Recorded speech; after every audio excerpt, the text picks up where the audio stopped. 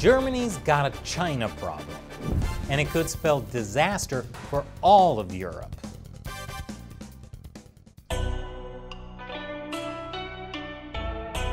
Welcome to China Uncensored, and I'm Chris Chappell.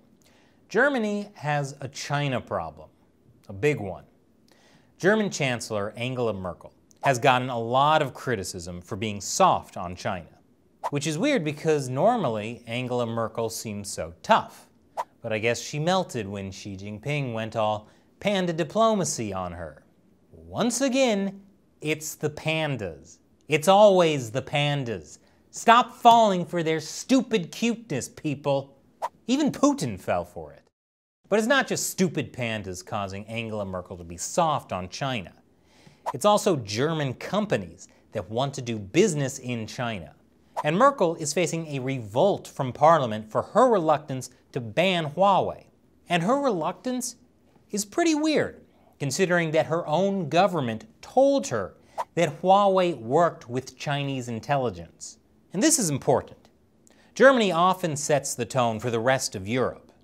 For example, when Germany goes to war, the rest of Europe does too. Germany, such a trendsetter.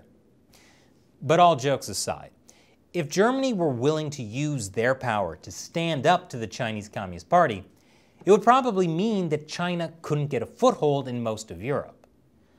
Unfortunately, certain people in the German government seem to have a soft spot for authoritarian regimes. Who would have guessed? According to an Axios exclusive, a top German official hushed up a report on China's influence in Germany. A high-ranking German official suppressed a sensitive intelligence report in 2018 on China's growing influence in Germany out of fear it would damage business ties with China. Funny how different a decision like that looks in light of the coronavirus. The report looked at how the Chinese Communist Party has been seeking to influence every level of German government, society, and business. The report probably should have taken a closer look at the unnamed German official who suppressed the report. Now, according to Axios, Merkel did see the report. And there's a reason why some segments of the German government have been so reluctant to ruffle China's feathers. The former German ambassador to China said Germany depends on exports to a high degree, and that gives business a large influence.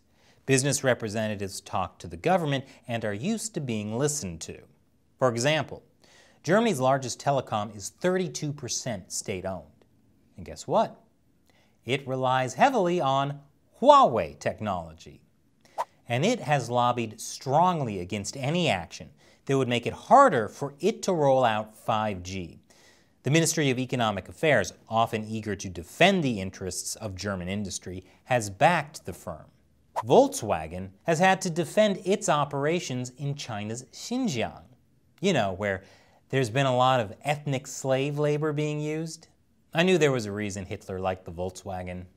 But somehow, I don't associate the Volkswagen bug with genocide. That's good marketing. Volkswagen has actually been in China since the 1980s, which shows how long Germany has had economic ties with the Chinese Communist Party. Germany's big industrial companies, including engineering behemoth Siemens, car giant Volkswagen, and chemical maker BASF, were among the first Western companies to make big bets on China in the 1980s. And Germany's economic relationship with China has gotten closer and closer under Merkel. In the 15 years since she took over as chancellor in 2005, German exports to China have quintupled. China is Germany's largest trading partner. And the Chinese Communist Party is working hard to make sure the status quo in Germany is maintained. Huawei even wants to set up a media outlet in Germany. The Chinese technology company is looking for an editor-in-chief to lead Huawei's news offering in Germany. I wonder how Huawei News will report on German-China relations and Huawei. That's crazy. That's like Verizon setting up a news office in America. If Verizon were headquartered in Pyongyang. Can you hear me now? Now, all this doesn't mean that Germany has completely ignored China's human rights issues. They do talk about them. Merkel has even met with the Dalai Lama, twice. But while the German government is willing to occasionally criticize the Chinese Communist Party, they're not going to stop doing business with them. In fact, it seems like Germany's elite may have bought into the Communist Party's propaganda that China is just different and shouldn't be judged. One German billionaire said, "We can't judge the Chinese according to our standard of values or our cultural or humanistic ideals." That same billionaire has spent decades dealing with China, including as the Asia point man for Germany's main industry lobby. I wonder whether he's in that hushed-up report on China's influence in Germany. But clearly, the future of Europe is being fought in Germany.